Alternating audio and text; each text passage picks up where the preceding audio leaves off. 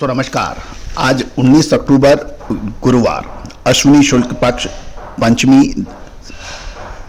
दोस्तों Ajay stock money गुरु देश का पहला चैनल है जो 42 कमोडिटीज 5 मार्केट पर लगातार अपडेट और विश्लेषण आप तक पहुंचाते हैं। दोस्तों आपको याद होगा हम आपको कृषि से संबंधित, व्यापार व्यवसाय से संबंधित, मार्केट से संबंधित सभी घटनाओं का पूर्व विश्लेषण करने का प्रयास करते हैं, आप तक लगातार पहुंचाते हैं। कहा जाता है भारतीय कृषि मानसून का जुआ है। अच्छा मानसून अच्छी खुशहाली, खराब मानसून खराब अर्थव्यवस्था। ये हम पिछले लगभग 50 सालों से पढ़ते आए हैं और ये सत्य भी है कि भारतीय की कृषि मानसून पर सबसे अधिक प्रभावित होती है और यही वजह है कि हमारा प्रयास यह रहता है कि मानसून पर हम आपको लगातार अपडेट दें, अग्रिम विश्लेषण दें। और आपको याद होगा हमने लगातार 4 महीने से आपको पूर्व आकलन और विश्लेषण देते हुए कहा था दक्षिण पश्चिम मानसून रील बैक सितंबर महीने के 20-21 तारीख पे नहीं हो रहा है।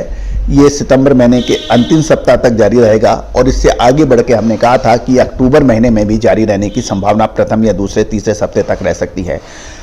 देखिए खबर निकल के आ रही है कि देश के विभिन्न हिस्सों में बरसात हो रही है और पिछले 24 घंटे के दौरान लक्षद्वीप, अंडमान और निकोबार द्वीप समूह, केरल, तमिलनाडु, हरियाणा के कुछ हिस्से, मध्य प्रदेश और कोंकण और गोवा में हल्की से मध्यम बारिश हुई।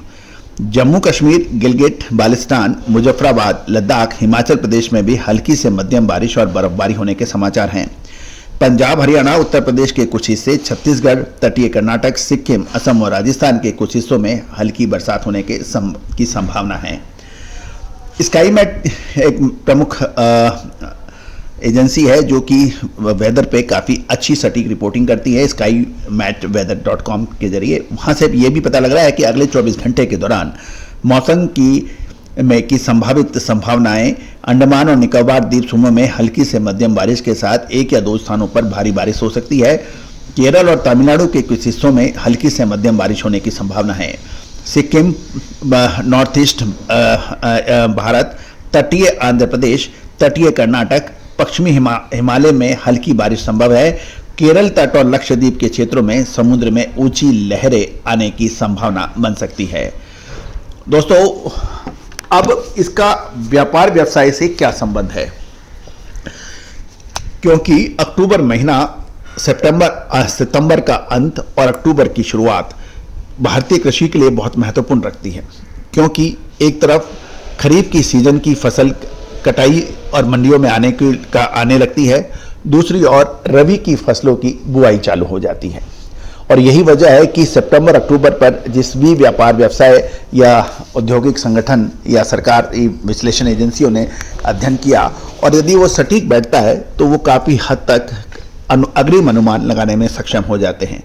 दोस्तों हमारा चैनल विश्व का पहला चैनल है जो कि सीमित संसाधनों के बावजूद भी आपको मानसून की सटीक अग्रिम विश्लेषण करता है और यही वजह है कि हमारा विश्लेषण दूसरी एजेंसियों के मुकाबले काफ़ी हद तक बेहतर होता है।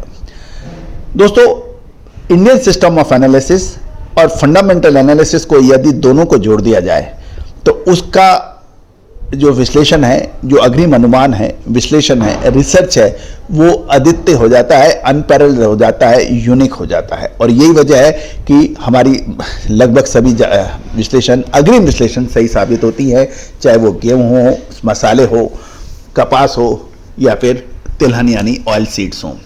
तो दोस्तों आने वाले समय के अंदर अब धीरे धीरे मानसून धीरे धीरे कम होता जाएगा, ठंड बढ़ती जाएगी और इसका असर रबी की फसलों की बुआई के लिए सकारात्मक पड़ने की संभावना है।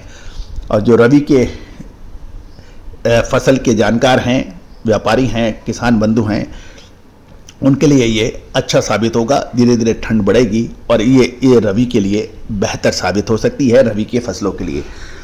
दोस्तों तिलहन दलहन मसाला यानी दालें, चना, उड़द, मूंग, मसूर, तिलहन, सूरजमुखी, पाम, सोयाबीन, सरसों, कपास, गवार सीड, मसाले, इन सभी की विशेष रिसर्च रिपोर्ट के लिए आप संपर्क कर सकते हैं।